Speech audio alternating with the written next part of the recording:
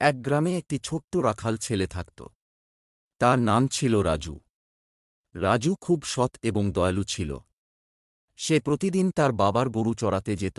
একদিন রাজু গরু চড়ানোর সময় একটি ছোট্ট পাখি দেখতে পেল, যেটি একটি গাছের নিচে পড়ে কাঁদছিল। রাজু পাখিটিকে তুলে নিল এবং দেখে বুঝতে পারল যে তার ডানা ভেঙে গেছে। রাজু পাখিটিকে নিয়ে ঘরে ফিরে এল এবং মায়ের সাহায্যে তার ডানায় ব্যান্ডেজ লাগিয়ে দিল।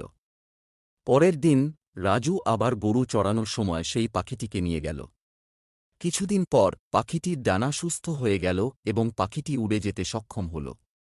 পাখিটি উড়ে গিয়ে রাজুকে ধন্যবাদ জানাল এবং বলল, তুমি আমাকে সাহায্য করেছ, তাই আমি তোমাকে একটি উপহার দিতে চাই। রাজু হেসে বলল, তোমার উপহার পেয়ে আমি খুশি হব। পাখিটি বলল, আমার সঙ্গে চলো, এবং রাজুকে একটি গোপন জায়গায় নিয়ে গেল। সেখানে একটি গাছের নিচে অনেক সোনার মুদ্রা ছিল। পাখিটি বলল, এই সোনার মুদ্রাগুলি তোমার জন্য। রাজু বলল, আমি তোমাকে সাহায্য করেছি শুধু তোমার ভালো চেয়ে, আমি কোনো পুরস্কার চাই না। তবে পাখিটি বলল, তুমি সৎ এবং দয়ালু, তাই তুমি এই পুরস্কারের যোগ্য। রাজু সেই সোনার মুদ্রা নিয়ে ফিরে এল এবং তার পরিবারকে সাহায্য করল।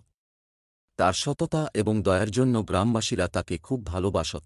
এই গল্পের নৈতিক শিক্ষা হল, সৎ এবং দয়ালু হওয়া সবসময় ভালো ফল বয়ে আনে।